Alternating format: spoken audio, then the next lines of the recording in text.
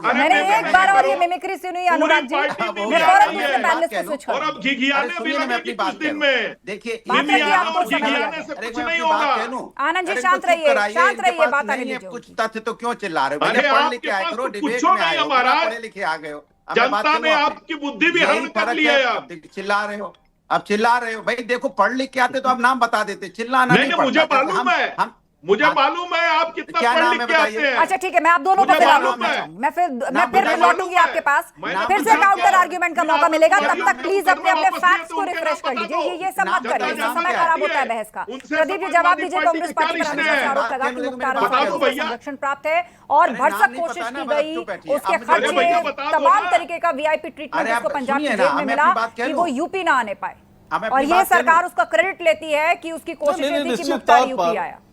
अपनी बात कह लूं, 10 सेकंड दीजिए। देखिए, ठीक 10 है, सेकंड निश्चित एक दीजिए। तौर सेकंड प्रदीप पर जी जवाब उत्तर देंगे, प्रदेश उसके की बाद कई बोलेंगे आप। जेलों आपको से बहुत समय बरेली दिया गया, की इस पर जेल बात से करते हैं आप लोग। बीजेपी समय की बोलिए उत्तर प्रदीप प्रदेश जी, की उसके बाद बरेली उसके बाद की जेल से माफिया लोगों को फोन कर रहे हैं, फोन करके धमकी दे रहे हैं। क्या वीआईपी ट्रीटमेंट सरकार दे रही है क्या? हमें कह रहे हैं कि तमाम ऐसे इसी उत्तर प्रदेश में इन भारतीय जनता पार्टी की सरकार में गुंडों का जेल के अंदर से बर्थडे मनाते हुए वीडियो वायरल होता है। इसी सरकार में एक गुंडा दूसरे गुंडे को जेल के अंदर गोली मार देता है और ये बात करते हैं कांग्रेस समर्थन कर रही है। स्पष्ट बात यह है कि आज जिस विषय पर चर्चा हो रही है, हम फिर ये कह रहे हैं सीआरपीसी की धारा 340 के तहत अदालत न्यायपालिका को, न्यायिक अधिकारी को यह अधिकार होता है कि वो कार्रवाई को आगे बढ़ाए। और अभी एक बात चल रही थी कि पेंडिंग केस हो और ये फ्रेश केस हो। ये पेंडिंग केस है और सिविल सूट फाइल नहीं है, इसमें कहीं एडमिनिस्ट्रेटिव ऑर्डर नहीं है। दूसरी बात यह, शासकीय अधिवक्ता जो है वो उस कोर्ट के शासकीय अधिवक्ता है। तो बिल्कुल पूरी तरीके से भ्रामक तरीके से बात की जा रही है, लोगों में भ्रम पैदा करने की कोशिश की जा रही है। हम कहते हैं कि यह सरकार सीआरपीसी मानती है नहीं मानती, यह सरकार बीएनएस को मानती है नहीं मानती है। अगर मानती है तो 340 में यह अधिकार ही नहीं है किसी के पास कि प्रशासनिक अधिकारी एफआईआर कराए। देखिए, ना किसी के बेटे को रगड़ा जा रहा है, ना किसी के बाप को रगड़ा जा रहा है। जो अपराध कर रहा है उसको रगड़ा जा रहा है। लेकिन जिन लोगों ने जेल में सरकारी मेहमान बना के रखा, जिनके लिए पैसे खर्च किए 50 करोड़ रुपए सरकार के खाते से, वो क्या बात करेंगे? और जो बाटला हाउस के लिए जिनकी पार्टी की मुखिया आंसू बहाती थी, जो अभी पार्लियामेंट में पाकिस्तान के पक्ष में खड़े हो रहे थे, जो आतंकवादियों के पक्ष में खड़े हो रहे हैं, उनका अगर मुख्तार के पक्ष में खड़े हुए तो फिर भी ये छोटा अपराध है उनके हिसाब से। उनके हिसाब से ये छोटा अपराध है। ये लोग तो बाटला हाउस एनकाउंटर के आतंकियों के लिए आंसू बहाते हैं भाई।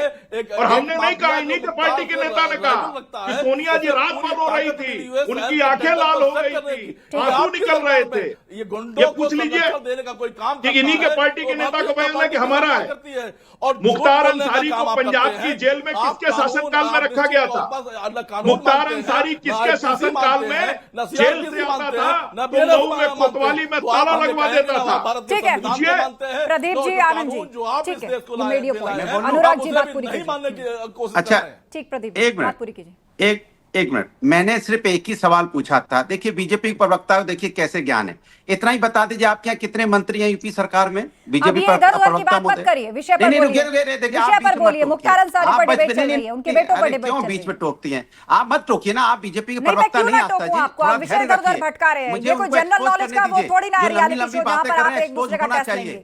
इनको यही नहीं पता इनके कितने मंत्री हैं। बोलिए। अरे मैं विषय पूछ रहा हूँ, एक मिनट रुकिए ना, आप चुप रहिए। कितने मंत्री हैं बीजेपी सरकार में उत्तर प्रदेश में? आप बताइए ना, कितने मंत्री हैं? पर जवाब दीजिए। कौन बचा रहा कितने था? मंत्री हैं?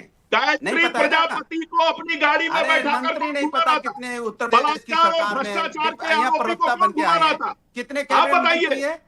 कितने? अरे भाई, आपको कुछ नहीं पता है बीजेपी के कितने मंत्री हैं? जरा मालूम है आपको? आप आपको ये भी नहीं पता है कि आपकी सरकार में कितने मंत्री हैं और आप यहाँ प्रवक्ता बन के आए हैं? शर्म करो, थोड़ी शर्म अगर है तो कल से प्रवक्तागिरी मत करना, अगर थोड़ी शर्म बची हो तो। अगर बीजेपी को आपके प्रवक्ता को यही नहीं मालूम है, बीजेपी के प्रवक्ता को यही नहीं पता है कि उत्तर प्रदेश की कैबिनेट में कितने कैबिनेट यही आंकड़ा आपकी पार्टी के लिए पूछ लिया जाएगा अनुराग, जवाब देंगे। यही आंकड़ा आपकी पार्टी के लिए पूछ दिया जाएगा। नहीं पता है, नहीं पता ना कितने मंत्री हैं?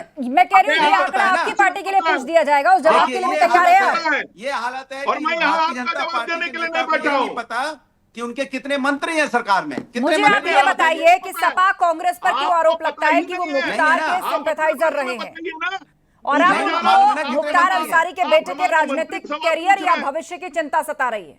देखिए सवाल यह है, अब आपने देख लिया कि भारतीय जनता पार्टी के प्रवक्ता को यही नहीं पता है उनके कितने राज्य मंत्री हैं, कितने स्वतंत्र प्रभार मंत्री हैं, कितने मंत्री हैं और कितने बीजेपी। ठीक है, तो आप जनता से कह दीजिएगा कि उनको वोट ना दें क्योंकि उनको अपने मंत्रियों की संख्या नहीं पता। अब मुख्तार पर बोलिए, मुख्तार पर बोलने नहीं देंगे, ये भी गिना दूंगा। आपको पता ही नहीं। आनंद जी बोलने दीजिए ना उनको, बहुत सोच विचार करके बहुत ही बढ़िया तर्क वो पेश कर रहे हैं, उनको बोलने दीजिए। बताइए निषाद पार्टी से कितने मंत्री हैं, ये मालूम है कि नहीं मालूम? कोई बात नहीं, आप जनता से कह दीजिएगा कि उनको अपने मंत्रियों की संख्या नहीं मालूम। आप मुख्तार पर बोलिए, मुख्तार पर बोलिए, ये भी नहीं पता है। अब रहने दीजिए, छोड़िए, मुख्तार पर बोलिए, आपको बात रखनी है। मैं बोल रहा हूँ, रुकिए ना, हल्ला मत मचाइए। मैं मुख्तार पे बोल रहा हूँ, रुकिए। अभी मैं एक्सपोज करना चाह रहा था कि बीजेपी के प्रवक्ता को ये नहीं पता, मुझे बोलने दीजिए।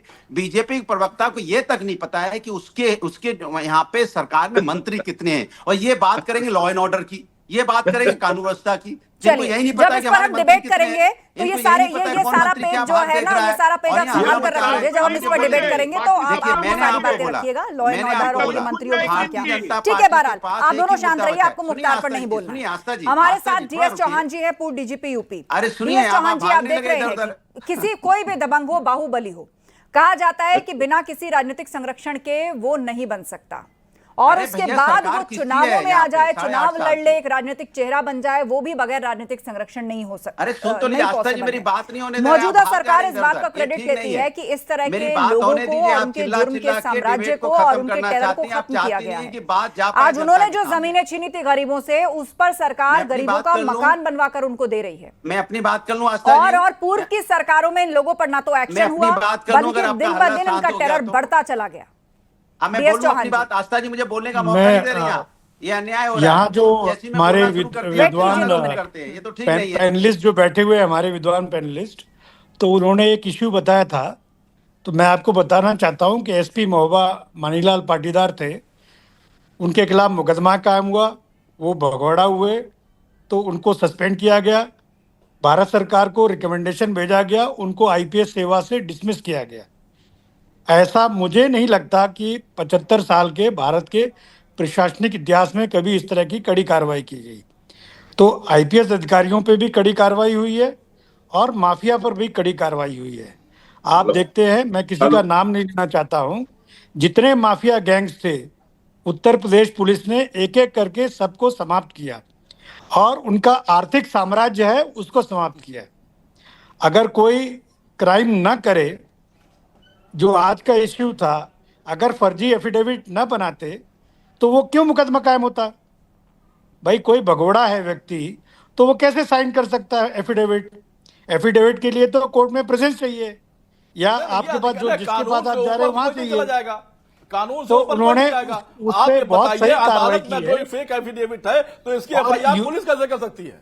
ये बताइए। आप तो डीजीपी रहे। मैं बताता हूँ आपको, पुलिस ऐसे कर सकती है जब आप एक कोर्ट ने अरे पुलिस का तो छोड़ ही दीजिए चौहान साहब, आपसे अच्छी तरह कोई नहीं जानता है। ठीक है, चलिए समय खत्म हो रहा है मेरे पास, अपनी बात जल्दी ने रिफर किया पुलिस को, पुलिस ने जांच की, जांच में उसको प्रमाणित किया, उसके बाद एफआईआर किया जाता है। आपसे चित्र भी कोई नहीं जानता चौहान साहब, अदालत या तो चित्र भी कोई नहीं जानता कितना दुरुपयोग किया जाता है। ठीक है, तो कुल मिलाकर माफिया के बेटे पर राजनीतिक महाभारत परेशान देखने को मिल रही है। और फिलहाल समय हो चला है। आप सभी पैनलिस्टों का धन्यवाद इस चर्चा में शामिल होने के लिए। तो उमर ने अपनी मां के फर्जी साइन करके कोर्ट में एफिडेविट पेश किया था, और मुख्तार के बड़े बेटे अब्बास अंसारी को हेट स्पीच केस में पहले ही सजा हो चुकी है और पत्नी आफशा अंसारी फरार चल रही हैं। आज उमर पर भी एक्शन हुआ है, तो इस पर सपा और कांग्रेस के नेता आरोप लगा रहे हैं कि ये सब कुछ जानबूझकर हो रहा है। मुख्तार के बाद उनके बेटों को भी रगड़ा जा रहा है। महाबैस में इतना ही। खबरें जारी हैं, आप बने रहिए हमारे साथ।